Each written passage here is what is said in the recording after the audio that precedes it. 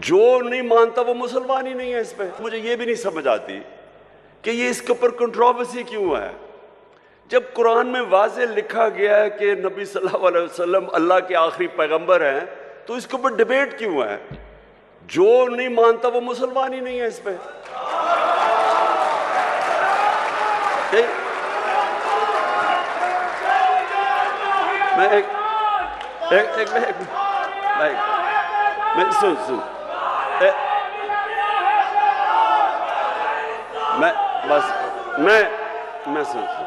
میں صرف یہ کہہ رہا ہوں کہ یہ بار بار کہ جی وہ فلانا قائدیانی ہے, کسی کے اوپر بھی انگلیاں اٹھائی جاتی ہیں. میں سمپل بات کر رہا ہوں, جس نے بھی قرآن پڑھی ہوئی ہے اس میں یہ چیز تو واضح ہے نا کہ محمد مصطفیٰ نبی صلی اللہ علیہ وسلم اللہ کے آخری پیغمبر ہے. واضح ہے یہ, تو اس کے اوپر تو ڈیبیٹ ہی نہیں ہے. ہم ایسے کہ کبھی کسی کے اوپر انگلی اٹھاتے ہیں.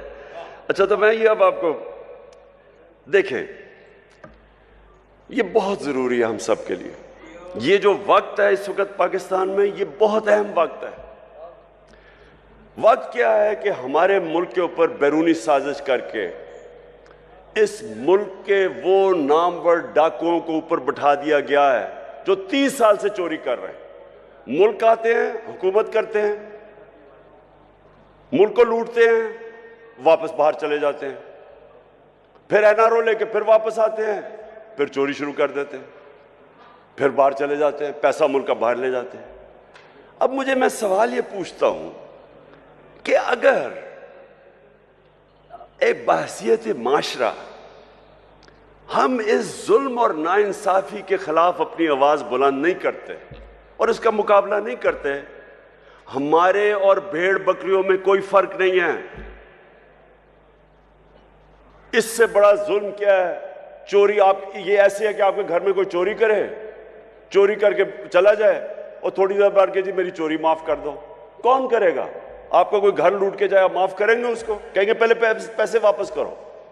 تو کرپشن تو ملک کا پیسہ چوری ہے. وہ جو سارے عوام کا, جو اسکولوں پہ, ہسپتالوں پہ, جو ہر چیز عوام کی سہولتوں کے لیے پیسہ, وہ چوری کر کے باہر لے جاتے ہیں اور پھر تھوڑی دیر بعد کہتے ہیں جی اس کو معاف کر دو. اور جب عمران خان نہیں مانتا تو کہتے ہیں بڑا ضدی ہے.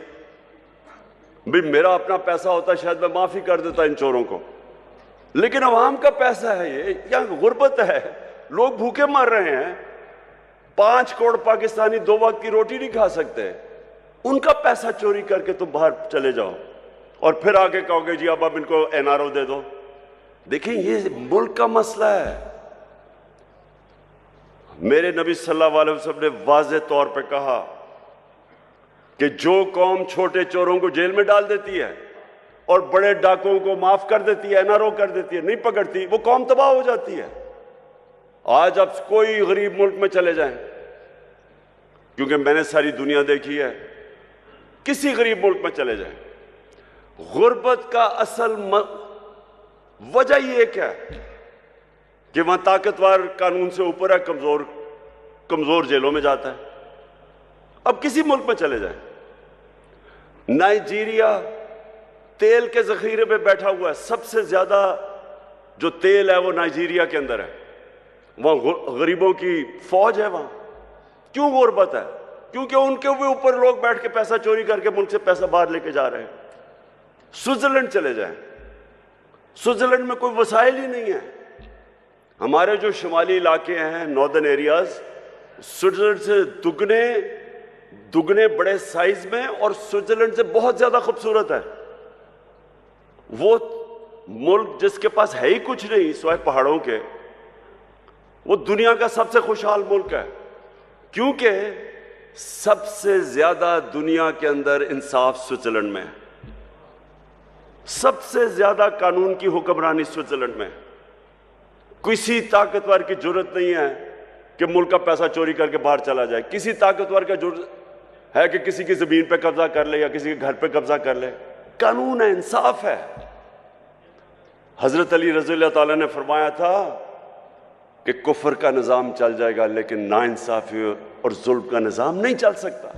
ہمارا یہ مسئلہ ہے آج. یہاں کوئی وسائل کی کمی نہیں ہے. یہ اللہ نے ہر قسم کی اس ملک کو نعمت دی ہے، لیکن یہ ملک تب تک نہیں چلے گا جب تک ہم مل کے اپنے ملک کو ان اصولوں کی طرف لے کے جائیں جس کے اوپر مدینہ کی ریاست کو کھڑا کیا تھا میرے نبی نے۔ تو میں آپ مشائخ، معزز مشائخ، میں یہ چاہتا ہوں کہ آپ یہ میرے ساتھ مل کے یہ ملک کی حقیقی آزادی کے لیے جہاد لڑیں۔ بس بس بس بس بس بس بس بس بس بس بس میں یہ پیر منور صاحب جو نہیں مانتا وہ مسلمان ہی نہیں ہے۔ اس پہ مجھے یہ بھی نہیں سمجھ آتی کہ یہ اس کے اوپر کنٹروورسی کیوں ہے، جب قرآن میں واضح لکھا گیا ہے کہ نبی صلی اللہ علیہ وسلم اللہ کے آخری پیغمبر ہیں، تو اس کے اوپر ڈیبیٹ کیوں ہے؟ جو نہیں مانتا وہ مسلمان ہی نہیں ہے۔ اس پہ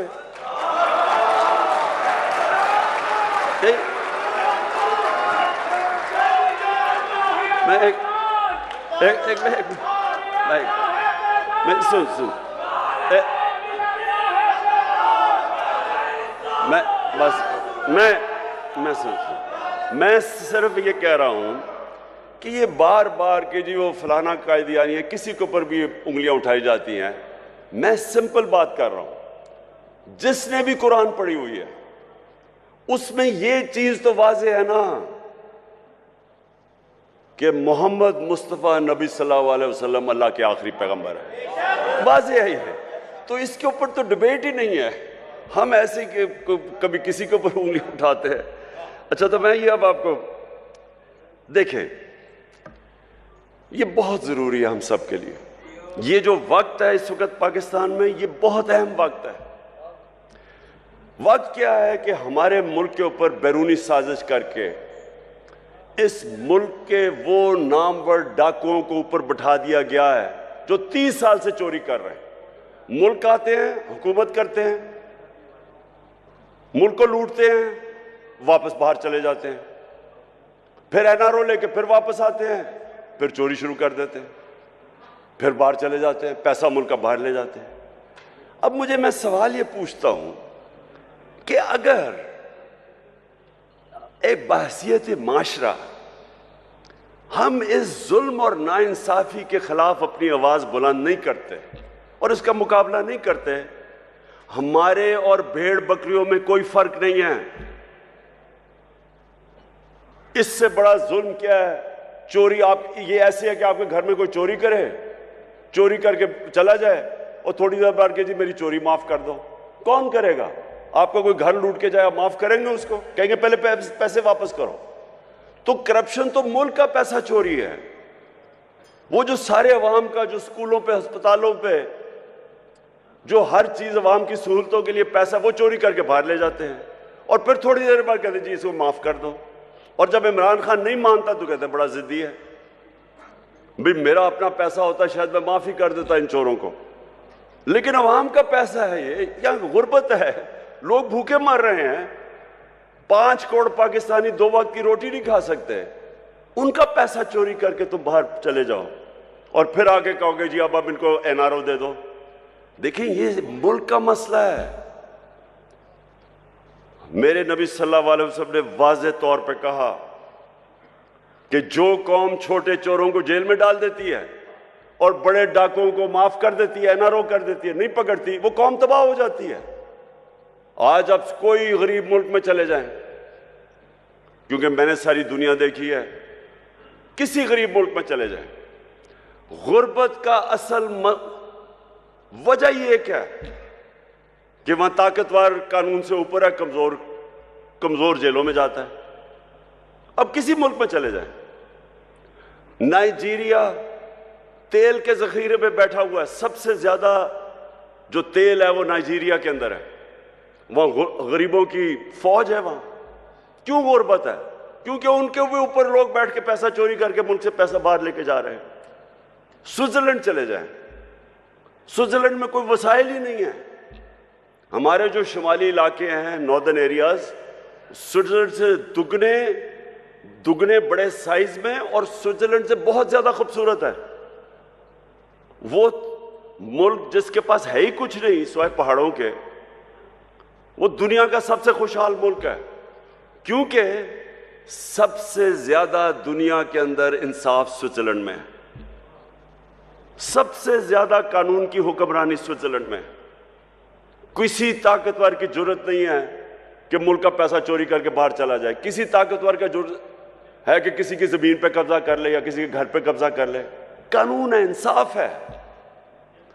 حضرت علی رضی اللہ تعالیٰ نے فرمایا تھا کہ کفر کا نظام چل جائے گا لیکن ناانصافی اور ظلم کا نظام نہیں چل سکتا. ہمارا یہ مسئلہ ہے آج. یہاں کوئی وسائل کی کمی نہیں ہے. یہ اللہ نے ہر قسم کی اس ملک کو نعمت دی ہے، لیکن یہ ملک تب تک نہیں چلے گا جب تک ہم مل کے اپنے ملک کو ان اصولوں کی طرف لے کے جائیں جس کے اوپر مدینہ کی ریاست کو کھڑا کیا تھا میرے نبی نے. تو میں آپ مشائخ، معزز مشائخ، میں یہ چاہتا ہوں کہ آپ یہ میرے ساتھ مل کے یہ ملک کی حقیقی آزادی کے لیے جہاد لڑیں.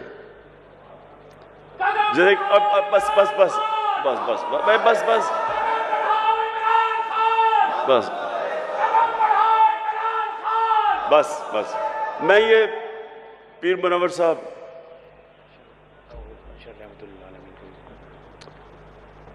پیر منور صاحب، آپ کے بڑوں نے قائد اعظم کی مدد کی، اس سپورٹ کے بغیر پاکستانی نہ بنتا.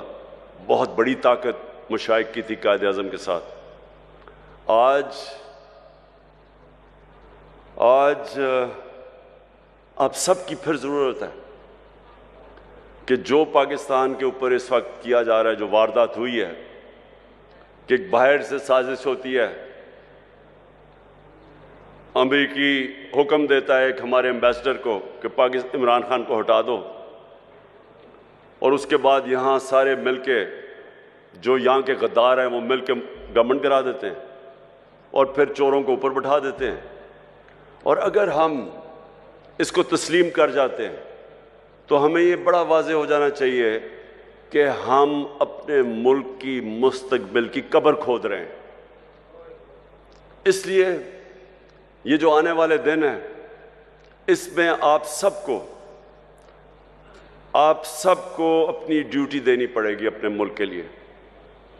میں صرف آپ سے یہ چاہتا ہوں کہ لوگوں کو کم از کم نبی صلی اللہ علیہ وسلم کی سیرت اور سنت کے تحت لوگوں کو اب جگانا شروع کریں. ان کی سب کچھ انہوں نے جو اصول بنائے ہوئے ہیں کہ ملک چلتا کیسے ہے، عدل اور انصاف کیا ہوتا ہے، انسانیت کیا ہوتی ہے، وہ آپ لوگوں کو ضرور تبلیغ کرنی چاہیے اس وقت، کیونکہ یہ ٹائم نہیں ہے. ہم بڑی تیزی سے نیچے جا رہے ہیں. ابھی شہباز شریف نے جا کے امریکہ میں معافیا مانگی ہے کہ جی خدا کے واسطے ہمیں پیسہ دے دو نہیں تو ہمارا ملک تباہ ہو جائے گا. سوچیں اتنی محنت کر کے سازش کر کے 5 مہینے پہلے گورنمنٹ آتی ہے، آج ساری امریکنوں کو وہاں جا کے کہہ رہا ہے کہ جی خدا کے واسطے ہماری امداد کر دو نہیں تو ملک کا دیوالیہ نکل گیا، نہیں تو ہم اپنے قرضے نہیں واپس کر سکتے. سوال تو ان سے یہ پوچھنا چاہیے کہ آپ کے سارے پیسے اربوں ڈالر ساری دنیا کو پتہ باہر پڑے.